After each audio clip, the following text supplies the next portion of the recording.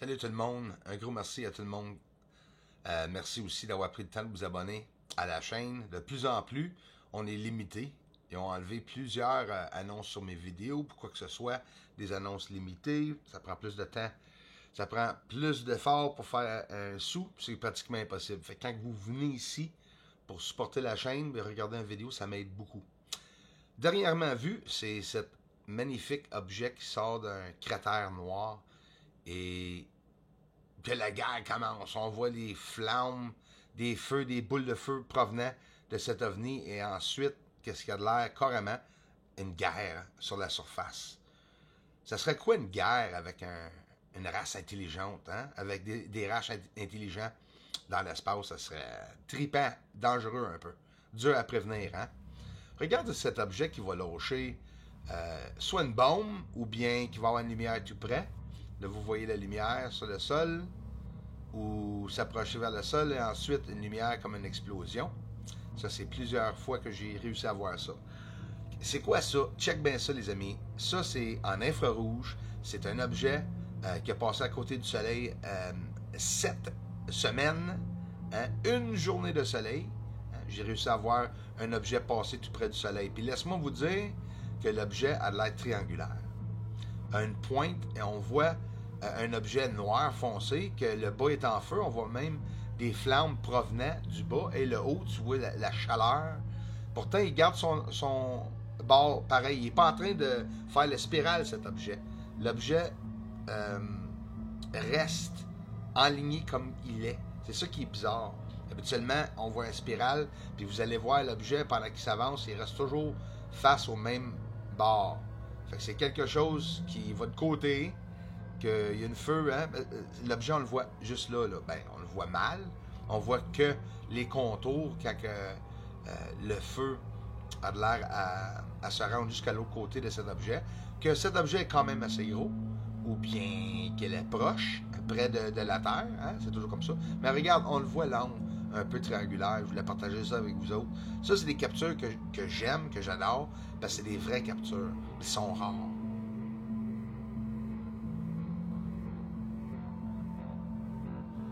Bien, il cache définitivement quelque chose.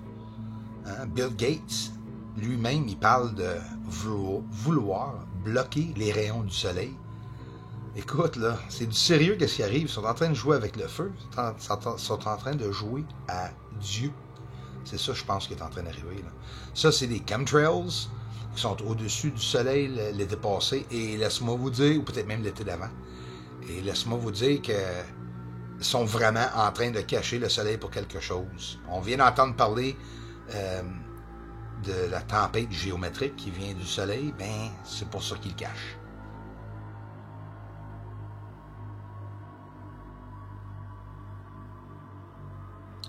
J'en ai un peu ras-le-bol avec les quarantaines, avec le confinement, avec qu'est-ce que j'ai pas le droit de dire sur mon astique de Facebook puis Twitter. J'ai fermé mon Twitter en partant. Puis je vous le jure, plus jamais de ma vie je vais retourner sur cette plateforme-là, puis le Facebook va suivre. 3 projectiles, un ovni. Là, je vais vous montrer une interaction avec cet ovni puis avec les lumières alentour, frame par frame. Il y a quelque chose qui arrive que personne parle sur la Lune, puis c'est ces lumières ou cette guerre. Clairement, il y a quelque chose que ça marche pas, là. Il y a trop d'activité alentour de cette lumière. Cette lumière, c'est un vrai ovni que vraiment les lumières provenant de cet ovni. Au début, cet ovni était caché à l'intérieur d'un cratère noir, a sorti du cratère, ensuite des lumières alentour, des flashs. Il y a beaucoup d'activités sur la Lune. On n'en a aucune idée qu'est-ce qui arrive, mais en réalité, il arrive quelque chose. Pas mal plus que juste avoir du monde sur le sol, là. C'est pas juste qu'il y a des habitations puis ces affaires-là. Imagine-tu qu'il y avait des habitations, ça fait longtemps, puis qui sont déjà rendus une phase de guerre. Avez-vous idée, ça peut faire combien de temps qu'il y a du monde sur la Lune? Toute la gang, tout le monde qui regarde cette vidéo présentement, quand nous sommes nés, nous avons appris toute notre vie, à l'école, par nos parents et tout. Mais savez-vous quelque chose? Les grands secrets, l'inconnu, hein, les dragons, les fantômes, les entités, les aliens, les extraterrestres, ça existe tout ça, les amis. Mais nous n'avons jamais été instruits là-dessus. Nous avons été présentés cette vérité, ça c'est Sinus Iridum. Sinus Iridum, la surface. Parce que la Chine ont atterri, hein, c'est ça? Pas trop loin de là. Tout ce que nous avons été présentés comme information et tout, ça ne veut pas dire que c'est la vérité. Ça, c'est quoi sur la surface que j'aime vous montrer plusieurs fois pour écœurer les trous, parce que ça les écœure. On parle-tu de satellite sur la surface? Ça, c'est un objet élevé où ce que la flèche en bas, c'est l'objet à droite en haut que vous voyez.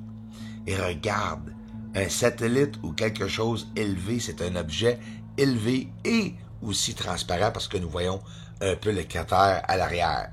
L'idée, c'est que la construction sur le sol, c'est vraiment comme que je vous montre ici, selon moi. Moi, je crois que les cratères ont de la construction alentour. Peu importe c'est quoi, machinerie, construction, habitation, industrielle, j'en ai aucune idée. C'est quoi que vous voyez ici? On va le regarder tranquillement. Ça, c'est une lumière qui apparaît. Nous ne sommes pas sur le bord de la Lune. Nous sommes en plein centre. C'est que la ligne du Terminateur est là et nous voyons une lumière qui est en train de faire d'osciller, hein, faire une oscillation feu, flamme, si vous voulez, qui est tout près de la ligne du Terminateur. C'est pas le soleil qui cause ça. Il y a un feu sur le sol. Il y a un feu sur la surface. Ils sont peut-être en train de faire quelque chose, un travail, quelque chose. Quand mon grand-père est décédé, mon père est décédé le même mois. Moi, à 6 ans et demi, j'ai perdu les deux seuls hommes de ma vie. C'était mon père et mon grand-père. Et mon père m'avait dit, une couple de semaines avant que lui décède, que mon grand-père était sur une étoile. Puis qu'il était pour surveiller sur moi aussi le mont Rigéus, direct là, les amis, et l'atterrissage Apollo, juste dans le marais ici. C'est aussi l'endroit à côté du marais où j'ai vu les ovnis. Pendant que j'ai rêvé ça, ma mère m'avait dit, quand j'étais plus vieux, que mon grand-père était sur une table d'opération à l'hôpital, où je reste ici, dans ma ville, et qui était en train d'opérer pour un cancer de la gorge. Et moi, dans mon rêve réel, je vous dis un rêve, mais en réalité, j'ai vu mon grand-père dans la fenêtre. Et il y avait un mur blanc derrière lui, et il était démembré, sa tête était enlevée de sur son corps, et la tête souriait, et il m'a dit qu'il était pour être correct. Moi, je vous le dis, mon grand-père, pendant qu'il était en train de se faire opérer, il a pensé à moi. Ceux qui le font, quand ils sont près de leur décès, comme mon grand-père, l'autre grand-père qui est décédé après, je l'ai aussi ressenti. Ça, là, c'est les émotions personnelles.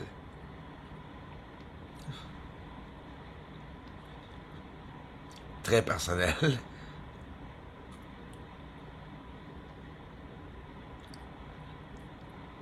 Que j'ai jamais partagé avec personne.